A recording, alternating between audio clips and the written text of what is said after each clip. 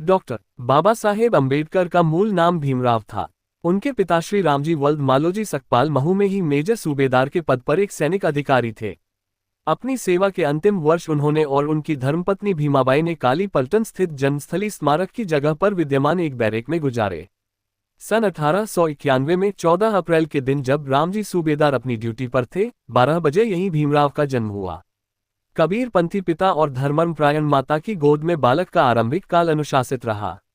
शिक्षा। बालक भीमराव का प्राथमिक शिक्षण दापोली और सतारा में हुआ।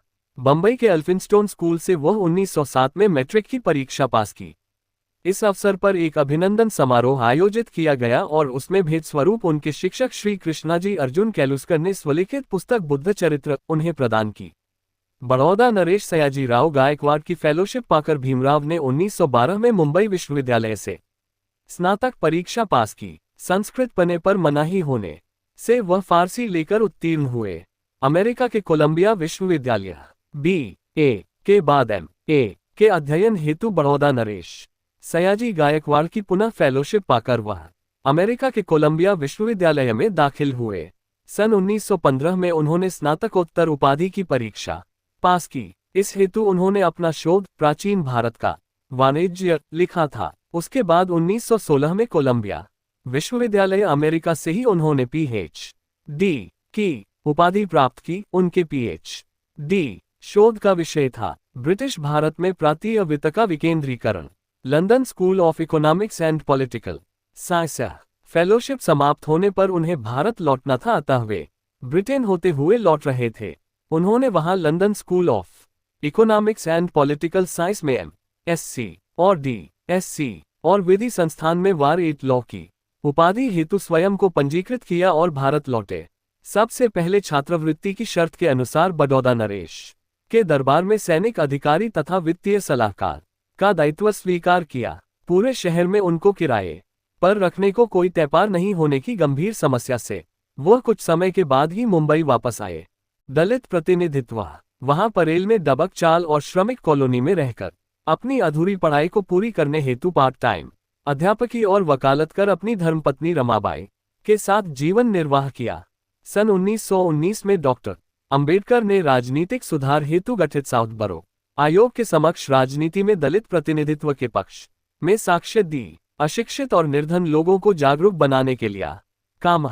उन्होंने मूक और अशिक्षित और निर्धन लोगों को जागरूक बनाने के लिए मूकनायक और बहिष्कृत भारत साप्ताहिक पत्रिकाएं संपादित की और अपनी अधूरी पढ़ाई पूरी करने के लिए वह लंदन और जर्मनी जाकर वहां से M.Sc. D.Sc. और बैरिस्टर की उपाधियां प्राप्त की। उनके M.Sc. का शोध विषय साम्राज्यीय वित्त के प्राप्तीय विकेंद्रीकरण का विश्लेषणात्मक अध्ययन और उनके D.Sc. उपाधि का विषय रुपये की समस्या, उसका उद्भव और उपाय और भारतीय चलन और बैंकिंग का इतिहास था। D.Litt. की मानद उपाधियों से सम्मानित बाबा साहेब डॉक्टर अंबेडकर को कोलंबिया विश्वविद्यालय ने LL.D. और उस्मानिया विश्वविद्यालय ने ही Litt. की मानद उपाधियों से सम्मानित किया था।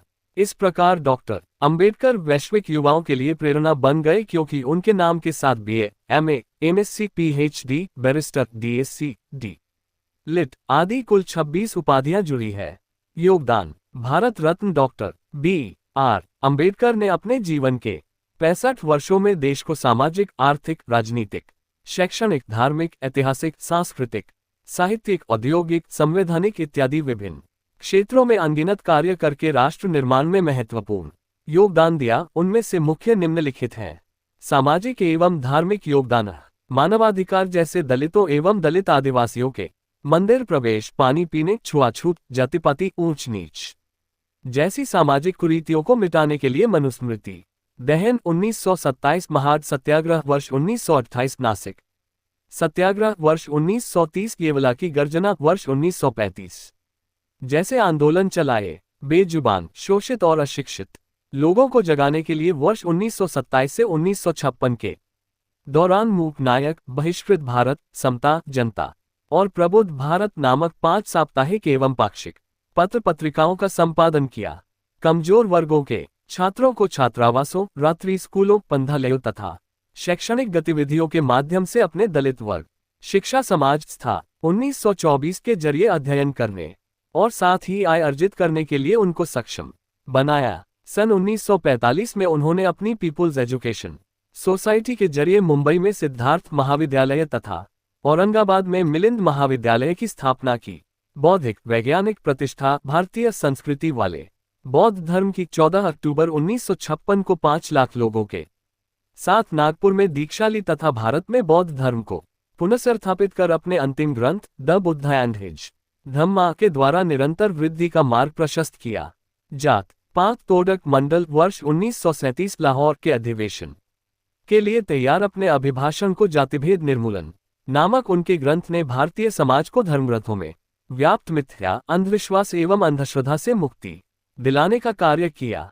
हिंदू विधेयक संहिता के जरिए महिलाओं को तलाक, संपत्ति में उत्तराधिकार आदि का प्रावधान कर उसके कार्यान्वयन के लिए वह जीवन पर्यंत संघर्ष करते रहे। आर्थिक, वित्तीय और प्रशासनिक योगदान। भारत में रिजर्व बैंक ऑफ इंडिया की स्थापना। डॉक्टर अंबेडकर द्वारा लिखित शोध ग्रंथ रूपे की समस्या, उसका उद्भव तथा उपाय और भारतीय चलन व बैंकिंग का इतिहास ग्रंथों और हिल्टन यंग कमीशन के समक्ष उनकी साक्ष्य के आधार पर 1935 से हुई। उनके दूसरे शोध ग्रंथ ब्रिटिश भारत में प्रांतीय वित्त का विकास के आधार पर देश में वित्त आयोग की स्थापना हुई। कृषि में सहकारी खेती के द्वारा पैदावार बढ़ाना, सतत विद्युत और जल आपूर्ति करने का उपाय बताया।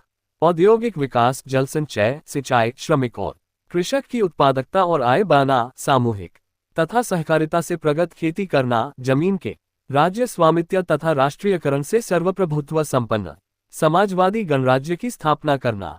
सन 1945 में उन्होंने महानदी का प्रबंधन की बहुउद्देशीय उपयुक्तता को परख कर देश के लिए जल नीति तथा औद्योगिकरण की बहुउद्देशीय आर्थिक नीतियां जैसे नदी एवं नालों को जोड़ना, हीराकुंड बांध, दामोदर घाटी बांध, सोन नदी घाटी परियोजना, राष्ट्रीय जल मार्ग, केंद्रीय जल एवं विद्युत प्राधिकरण बनाने के मार्ग प्रशस्त किए। सन 1944 में प्रस्तावित केंद्रीय जल मार्ग तथा सिंचाई आयोग के प्रस्ताव को 4 अप्रैल 1945 को वायसराय द्वारा अनुमोदित किया गया तथा बड़े बांधों वाली तकनीकों को भारत में लागू करने हेतु प्रस्तावित किया। उन्होंने भारत के विकास हेतु मजबूत तकनीकी संगठन का नेटवर्क ढांचा प्रस्तुत किया। उन्होंने जल प्रबंधन तथा विकास और नैसर्गिक संसाधनों को देश की सेवा में सार्थक रूप से प्रयुक्त करने का मार्ग प्रशस्त किया। संविधान तथा राष्ट्र निर्माण। उन्होंने समता, समानता, बंधुता एवं मानवता आधारित भारतीय संविधान को 0-2 वर्ष 11 महीने और 17 दिन के कठिन परिश्रम से तैयार कर 26 नवंबर 1949 को तत्कालीन राष्ट्रपति डॉक्टर राजेंद्र प्रसाद को सौंपकर देश के समस्त नागरिकों को राष्ट्रीय एकता, अखंडता और व्यक्ति की गरिमा की जीवन पद्धति से भारतीय संस्कृति को अभिभूत किया। वर्ष 1951 में महिला सशक्तिकरण का हिंदू संहिता विधेयक पारित करवाने में प्रयास किया और पारित न होने पर स्वतंत्र भारत के प्रथम कानून मंत्री के पद से इस्तीफा दिया। वर्ष 1955 में अपना ग्रंथ भाषाई राज्यों पर विचार प्रकाशित कर आंध्र प्रदेश, मध्य प्रदेश, बिहार, उत्तर प्रदेश और महाराष्ट्र को छोटे छोटे और प्रबंधन योग्य राज्यों में पुनर्गठित करने का प्रस्ताव दिया था, जो उसके 45 वर्षों बाद कुछ प्रदेशों में साकार हुआ। निर्वाचन आयोग, योजना आयोग, वित्त आयोग, महिला पुरुष के लिए समान नागरिक, हिंदू संहिता, राज्य पुनर्गठन, बड़े आकार के राज्यों को छोटे आकार में संगठित करना, राज्य के नीति निर्देशक तत्व, मौलिक अधिकार, मानवाधिकार, कॉम्पट्रोलर, ऑडिटर जनरल, निर्वाचन आयुक्त तथा राजनीतिक ढांचे को मजबूत बनाने वाली सशक्त सामाजिक, आर्थिक, शैक्षणिक एवं विदेश नीति बनाई। प्रजातंत्र को मजबूती प्रदान करने के लिए राज्य के तीनों अंगों न्यायपालिका, कार्यपालिका एवं विधायिका को स्वतंत्र और पृथक बनाया तथा समान नागरिक अधिकार के अनुरूप एक व्यक्ति, एक मत और एक मूल्य के तत्व को प्रस्थापित किया। विधायिका, कार्यपालिका एवं न्यायपालिका में अनुसूचित जाति एवं जनजाति के लोगों की सहभागिता संविधान द्वारा सुनिश्चित की तथा भविष्य में किसी भी प्रकार की विधायिकता जैसे ग्राम पंचायत, जिला पंचायत, पंचायत राज इत्यादि में सहभागिता का मार्ग प्रशस्त किया। सहकारी और सामूहिक खेती के साथ साथ उपलब्ध जमीन का राष्ट्रीयकरण कर भूमि पर राज्य का स्वामित्व स्थापित करने तथा सार्वजनिक प्राथमिक उद्यमों यथा बैंकिंग, बीमा आदि उपक्रमों को राज्य नियंत्रण में रखने की पुरजोर सिफारिश की तथा कृषि की छोटी जोतों पर निर्भर बेरोजगार श्रमिकों को रोजगार के अधिक अवसर प्रदान करने के लिए उन्होंने औद्योगिकरण की सिफारिश की। शिक्षा, सामाजिक सुरक्षा एवं श्रम कल्याण।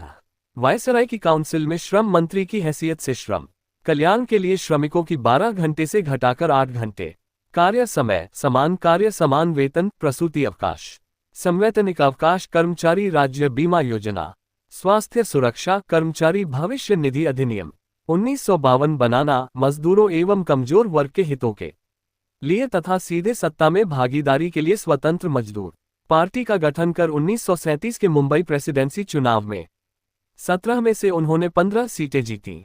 कर्मचारी राज्य बीमा के तहत स्वास्थ्य, अवकाश, अपंग सहायता, कार्य करते समय आकस्मिक घटना से हुए नुकसान की भरपाई करने और अन्य अनेक सुरक्षात्मक सुविधाओं को श्रम कल्याण में शामिल किया।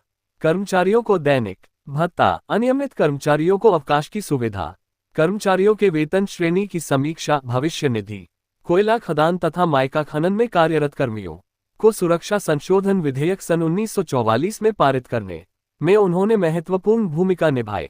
सन 1946 में उन्होंने निवास, जल आपूर्ति, शिक्षा, मनोरंजन, सहकारी प्रबंधन आदि से श्रम कल्याण नीति की नींव डाली तथा भारतीय श्रम सम्मेलन की शुरुआत की, जो अभी निरंतर जारी है, जिसमें प्रतिवर्ष मजदूरों के ज्वलंत मुद्दों पर प्रधानमंत्री की उपस्थिति में चर्चा होती है और उसके निराकरण के प्रयास किए जाते हैं।